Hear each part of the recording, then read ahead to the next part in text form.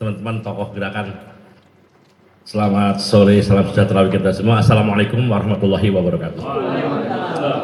Saya habis baca-baca ini berita Asian Development Bank bersama Bappenas tahun 2018 mengeluarkan hasil penelitian 2019.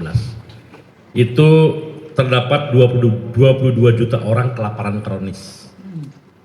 Jadi Anda bisa bayangin itu ada 20 juta orang kelaparan kronis di Indonesia. Itu 2019. Jadi kira-kira itu berlanjut sampai karena yang kita tahu makin parah setelah itu. Boleh jadi ada 30-an juta barangkali kalau dilanjutkan risetnya sampai 2023-2024. Kelaparan kronis itu ya udah otaknya, sel-sel dalam kepalanya mengkerut gitu.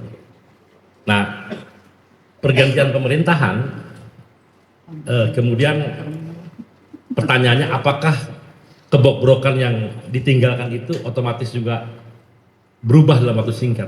Jawabannya pasti tidak, pasti butuh waktu. Dan saya sekali lagi mengatakan kenapa saya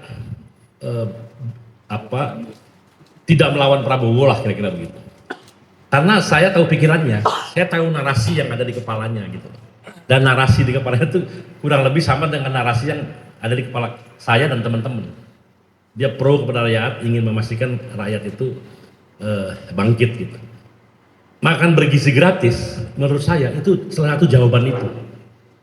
Kalau 20-30 juta orang kelaparan kronis seperti hasil riset ADB, Bappenas dan lain-lain itu menjadi fakta dan harus diselesaikan, nggak bisa kita kasih aja pancingnya biar dia nanti cari sendiri, nggak bisa. Orang yang udah rusak masih kecil apa semua itu nggak bisa begitu, kasih makan dulu. Nah karena itu kita harus pastikan, barangkali ini juga deklarasi juga nih, kaum buruh juga sebenarnya siap menjadi panitia makan bergizi gratis ya, setuju nggak teman-teman ya?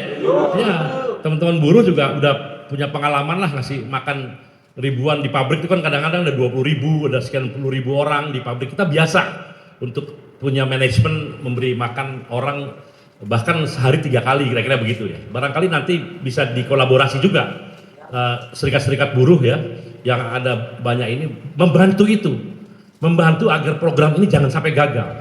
Saya setuju barangkali orang-orang jahat ya ada yang berniat menggagalkan. Saya setuju barangkali itu ada saja, namanya juga politik ya. Tapi kita nggak boleh. Kita harus pastikan MBG ini berhasil karena ngasih makan orang yang lapar gitu.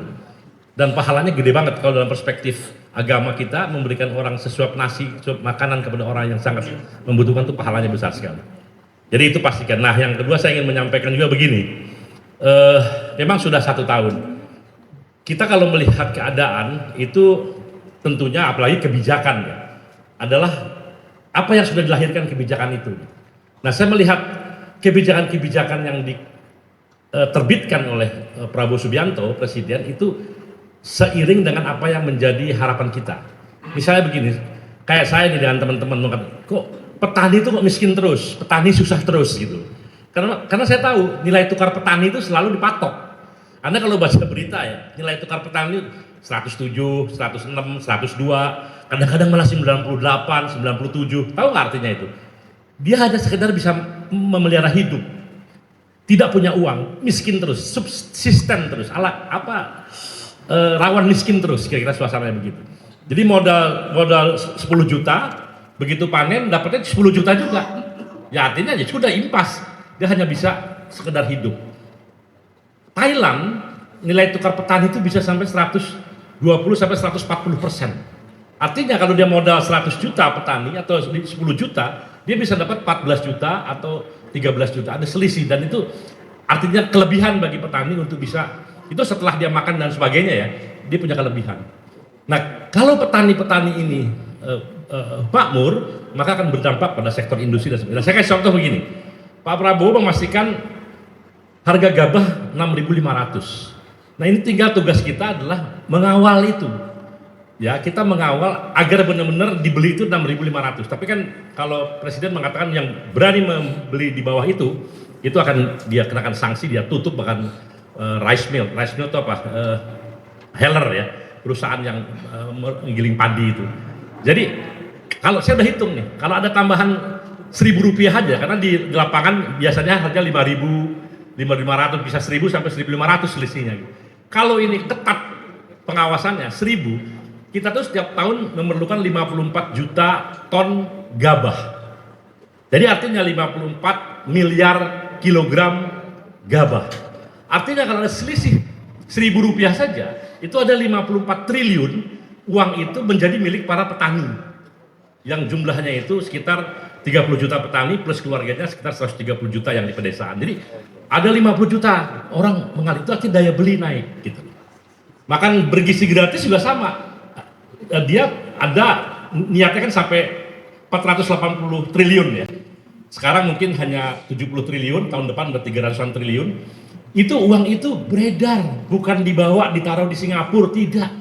Uang itu ada di dapur-dapur di desa-desa. Nah itu kita kawal karena uang itu beredar. Kalau uang itu beredar artinya masyarakat kecipratan dari uang itu. Entah dia jualan sayuran, jualan telur, jualan apa dan sebagainya. Jadi kebagian semua lah kira-kira begitu. Ini daya beli naik. Ya. Kemudian yang terakhir apa? Upah buruh Pak Daeng. Saya hitung. Upah buruh itu kemarin dinaikkan 6,5%. Kalau rata-rata sesuai BPS ya, rata-rata, saya bicara rata-rata, gaji orang Indonesia itu 3 juta. Itu ada 58 juta pekerja di sektor formal. Kalau yang tidak di sektor formal 90 juta.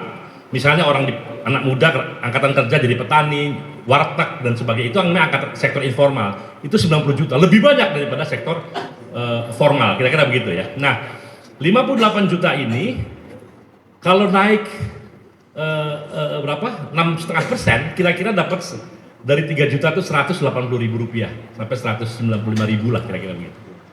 Rp180.000 itu kalau Anda kali-kali ya, dikali 58 juta, dikali 1 tahun, itu kira-kira akan beredar tambahan uang bagi kaum buruh seluruh Indonesia itu 100 triliun.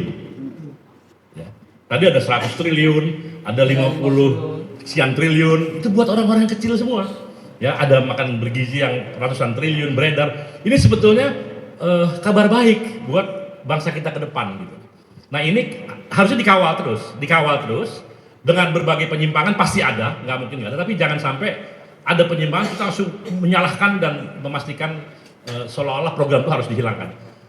Orang yang punya niat menghilangkan makan gizi gratis buat saya itu penjahat gitu.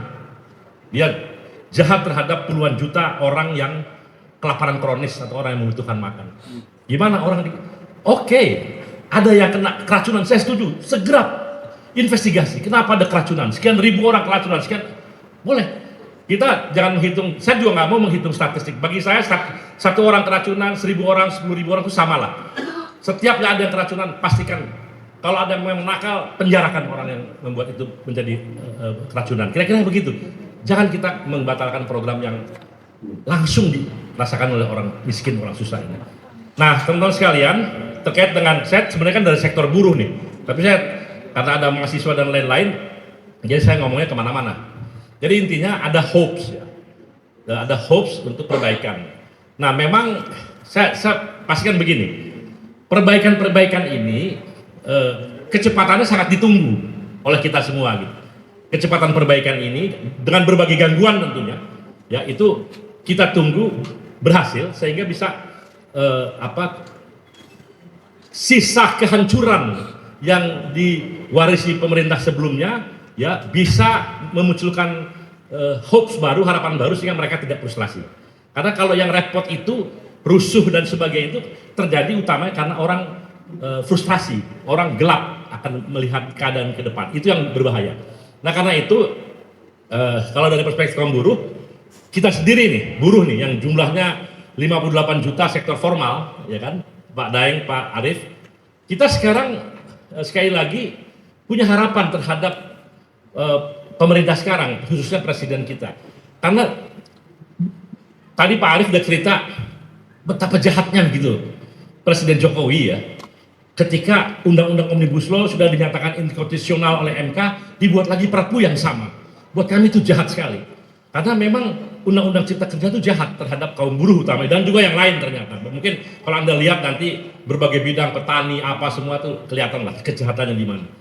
Itu dihidupkan lagi lewat Perpu. Kemudian dipastikan lagi harus menang menjadi undang-undang. Jadi Nah sekarang begitu ganti pemerintahan, ya karena sekarang presidennya sudah berkuasa, Pak Prabowo yang narasi pikiran yang sama dengan kita, dia membolehkan kita untuk membongkar kembali undang-undang itu, memastikan undang cipta kerja yang menurut beliau, menurut presiden, undang-undang cipta kerja itu terlalu kapitalistik. Gitu ya.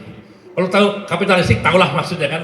Jadi terlalu memberikan kemudahan bagi korporat-korporat besar, sehingga melupakan rakyat kecil termasuk kaum buruh. Kalau kedepannya namanya negara korporatokrasi, nah itu yang berbahaya. Nah, dia sadar itu dan mempersilahkan kita untuk merubahnya. Dan saya rasa bukan hanya presiden, tapi partnernya di DPR juga membuka jalan kepada kita. Bahkan kita sudah berdialog. Kemarin kita diundang ada 22 konfederasi, semua konfederasi ya diundang. Walaupun ada satu konfederasi nggak hadir, ya kan, dan mau demonstrasi. Tanggal berapa itu? Sudah tahu lah. Berapa?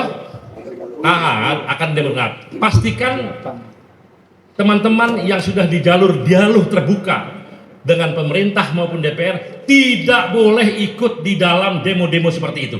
Karena itu akan mengacaukan flow kita untuk memperjuangkan pasal demi pasal dari apa yang kita perjuangkan. Setuju ya teman-teman ya? Ya. Kita hanya ingin menari di gendang kita sendiri. Penting tuh, ini penting nih, mahasiswa semua penting nih. Jangan orang yang menabuh gendang, kita disuruh nari, kita nari, atau diiring sama tarian gendang itu masuk ke jurang. Ya, nah saya berharap kalau ada aksi-aksi seperti itu tidak kemudian terkoneksi dengan orang-orang yang berniat untuk membuat kerusuhan, kira-kira begitu. Karena ternyata teruji ini menariknya begini, di zaman Jokowi kok nggak ada orang-orang yang bikin rusuh kayak gitu loh. Pas di zaman Prabowo, kok ada orang yang bikin rusuh kayak gitu, ini niatnya rusuh gitu loh. Mohon maaf ya, cari organisasi atau jaringan teman-teman yang bisa menggelar demonstrasi lebih besar daripada yang kita gelar. Setuju ya teman-teman? Cari mana? Kita menggelar demonstrasi nutup Jakarta, tapi tidak ada satupun pot bunga yang pecah, tidak ada satupun perangkat yang rusak. Kira-kira begitu. Kita demonstrasi besar kalau menggelar demonstrasi, bukan demonstrasi karnaval.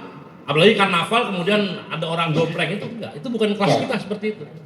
Ya, tapi sekali lagi kita semua bergerak dengan gendang kita sendiri, bukan dengan gendang orang lain. Saya titip kita semua pastikan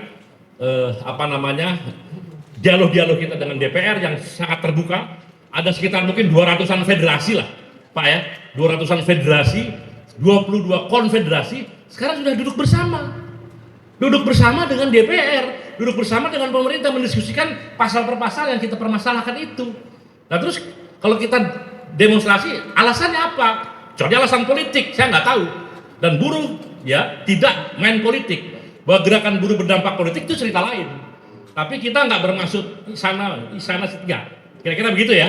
Itulah yang menjadi dasar dari gerakan buruh. Itu dari kita seperti itu. Jadi sekali lagi teman-teman, kita tetap awasi jalannya pemerintahan ini. Kita lihat nanti hari demi hari bagaimana perkembangannya, dan mudah-mudahan apa yang diharapkan teman-teman tadi, Pak Ruslan Buton, Pak Faisal, dan diskoneksi dengan virus-virus jahat yang lama, gitu. Itu segera berlangsung, gitu kan, agar Prabowo Subianto bekerja tidak lagi diganggu-ganggu, kira-kira gitu. Ya, jadi itu penting sekali. Dan kita lihat kalau ternyata di pertengahan jalan harapan kita itu ternyata kebijakan berubah dan sebagainya, ya kita tentu seperti Pak Arief bilang, kita siap bersikap. Kita siap menabuh gendang kita sendiri dan kita akan menari menentukan nasib kita sendiri. Terima kasih. Billahi fisabilillah. Assalamualaikum warahmatullahi wabarakatuh. Merdeka! Merdeka! Merdeka!